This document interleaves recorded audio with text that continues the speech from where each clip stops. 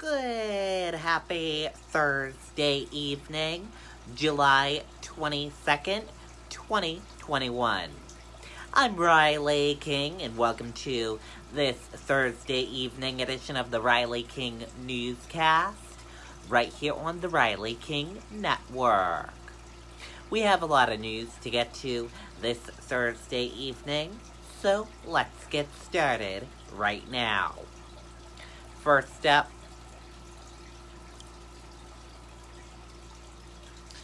Pelosi rejects 2 of 5 Republican appointees on the January 6th committee, speaking GOP outrage. Let's take a listen to that video from CBS News.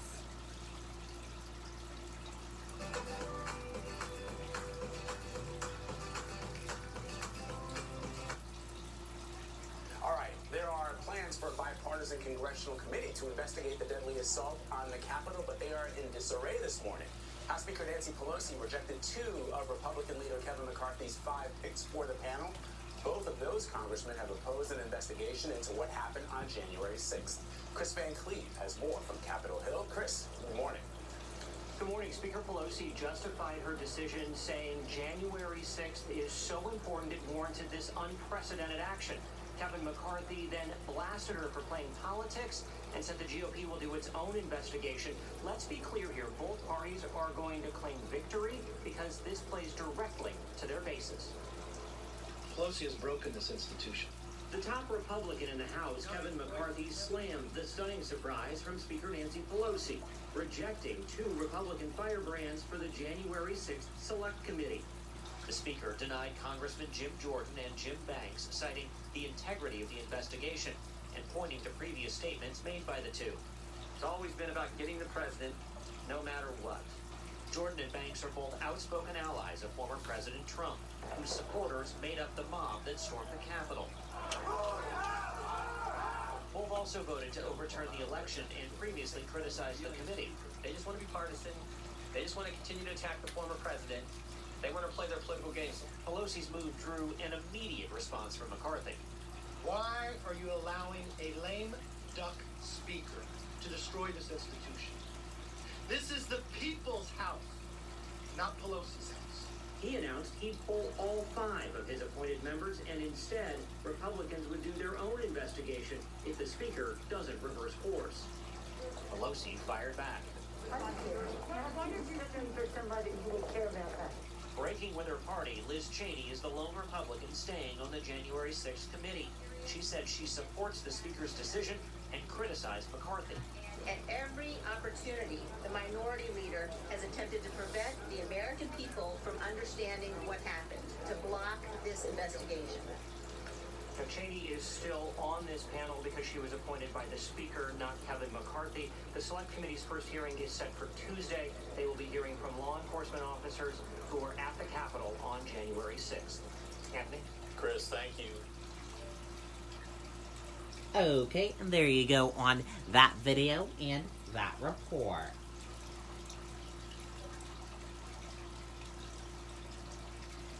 GOP lawmakers seek NIH records on research funding, COVID-19 origins.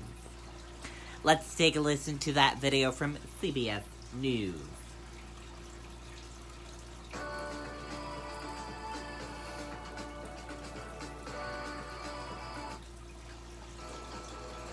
Welcome back to CBS This Morning. A group of Republicans on Capitol Hill is stepping up their efforts to draw a link between a U.S. medical research agency and a lab in Wuhan, China, that some claim had a role in the origins of COVID-19.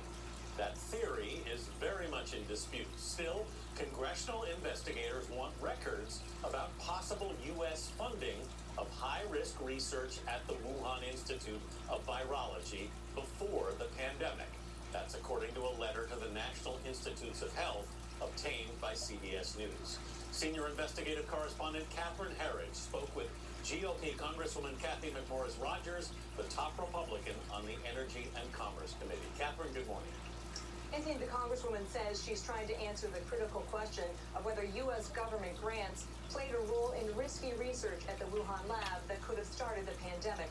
Those records are just one data point in a complex investigation. We want to know what was funded through taxpayer dollars to the Wuhan lab. Republican Congresswoman Kathy McMorris Rodgers told CBS News that despite two formal requests, the National Institutes of Health has not fully cooperated with congressional investigators. We need these grant letters to better understand when the United States of America, NIH in particular, started funding grants at the Wuhan lab. In a letter obtained by CBS News, McMorris Rodgers and other House Republicans said the NIH has not provided a single document about whether NIH funding played a role in risky research in China. We're 16 months into the pandemic. Why do these records still matter? Think about every loved one that we've lost, every healthcare worker that's been on the front lines of combating the coronavirus, or every student now that is struggling with mental health because of isolation. We deserve these answers. The committee's Democratic chairman, Frank Pallone, told CBS News he's waiting for results from an intelligence review ordered by President Biden, writing, "This is a complex issue that unfortunately has become politicized by the Republicans," adding the administration needs to be given the time to complete this important work. A former Deputy Assistant Secretary of State told CBS News he had uncovered safety issues at the Wuhan lab.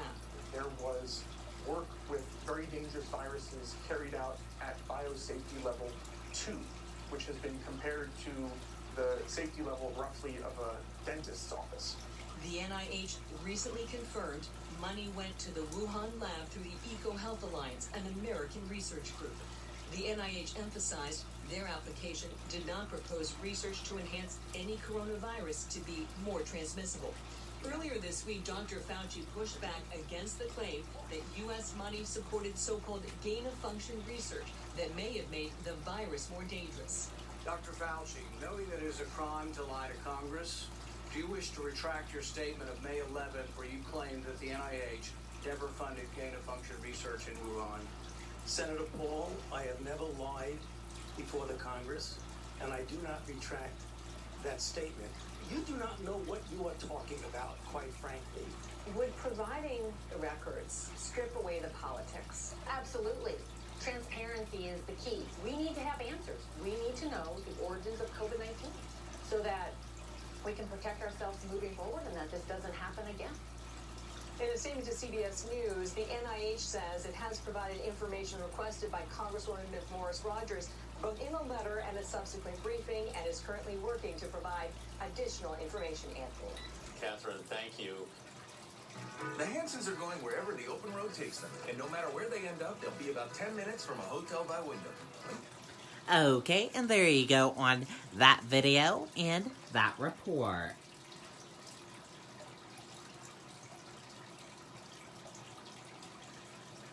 "12 dead in flooded subway car as China experiences record rainfall." Let's take a listen to that video from CBS News. Now to China, where the military has been called in to blast open a dam to help control catastrophic flooding. Dramatic video shows people trapped inside subway cars, submerged in chest-deep waters in the city of Zhengzhou. The flooding has killed at least 33 people after the area saw a year's worth of rain in just 3 days. Rainy Inocencio reports. The deluge took the city and these commuters by surprise, trapping hundreds in subway carriages as floodwaters rushed in. The flood was too powerful and people got washed away, this passenger said. Another person and I almost wanted to give up because we didn't have enough strength, but I used my arm to hang on. Many struggled to get out of the subway system themselves and back onto higher ground. With no other option, rescue workers were forced to cut open carriage routes and pull people to safety before any remaining air ran out. We smashed the upper part of the glass to let some air in. Otherwise, we would have suffocated. On ground level, dramatic video shows a group of people attempting a rescue before the ground gives way beneath them. across this city of 12 million. The rising floodwaters turned streets into raging rivers, trapping drivers in their cars and residents in their homes. Around 100,000 people have now been evacuated. China's military has now been reported to assist. This video from state media shows a nearby dam being blasted open to divert floodwaters away from the flood-ravaged city. But with more rain on the way, what climate scientists have described as a once-in-a-millennium event could become even more common in the future. For CBS This Morning, Ramy Inocencio, Hong Kong. Okay, and there you go on that video and that report.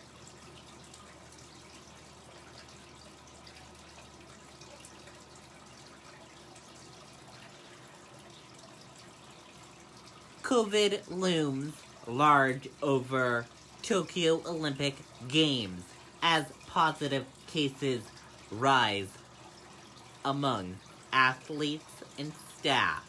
And as you all know, the Olympic opening ceremonies are tomorrow, and it could or could not be canceled. Let's take a listen to this video from CBS News. I think I can.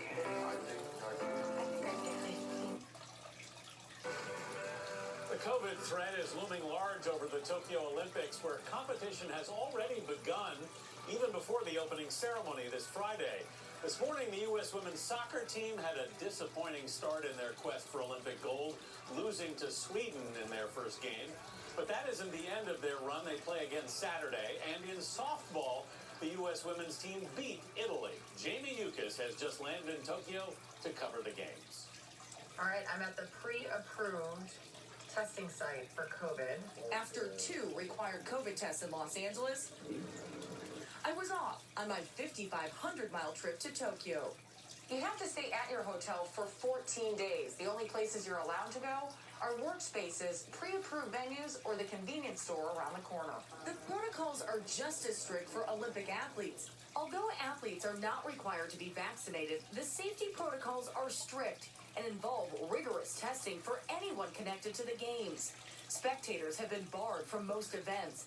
Any athlete who has come in close contact with someone testing positive must test daily and quarantine in a single dorm room, including for meals. With the opening ceremony only 2 days away, uncertainty surrounding this year's games continues. The CEO of Tokyo 2020 said officials will continue to monitor the situation as it unfolds. USA Today sports columnist Nancy Armour. When you hear that there could be a last-minute cancellation, No, that's not going to happen. That train left the station a long, long time ago. These games are happening. And yet the number of positive cases continues to rise. More than 70 people, from athletes to staff, have been infected with the virus. NBA star Bradley Beal was forced to miss the Olympics after being placed in health and safety protocols.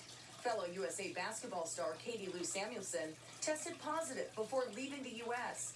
Tennis star Coco Gauff and gymnast Kara Aker also returned positive tests. Aker traveled and trained with USA Gymnastics in Japan. Now, every morning I'm checking social media to see if the women have posted photos of them at training. I'm checking with USA Gymnastics and the USOPC to see, did everybody test negative again today? There is no magic shield around you just because you are vaccinated. despite health and safety concerns, the head of the World Health Organization called the games today a celebration of hope. Vlad? Celebration for sure, but 70 people is not a small number, Jamie, to be continued. Thank you very much.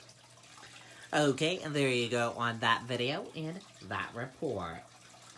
And we're going to switch gears now and let's go into weather. And here is a look at the weather across the United States for this Thursday evening. In Boston, 64 degrees. New York, 67 degrees. Washington, D.C., 66 degrees. Charlottesville, 70 degrees. Atlanta, 70 degrees. Jacksonville, 76 degrees. Tampa, 80 degrees. And Miami, 79 degrees. New Orleans, 79 degrees. In Dallas, 77 degrees. In Phoenix, 85 degrees. Los Angeles, 68 degrees. Las Vegas, 86 degrees, and San Francisco, 54 degrees. That is a look at the weather across the United States for this evening. And that does it for this evening edition of the Riley King Newscast, right here on the Riley King Network. Thank you for watching and have a great evening. Good night, goodbye.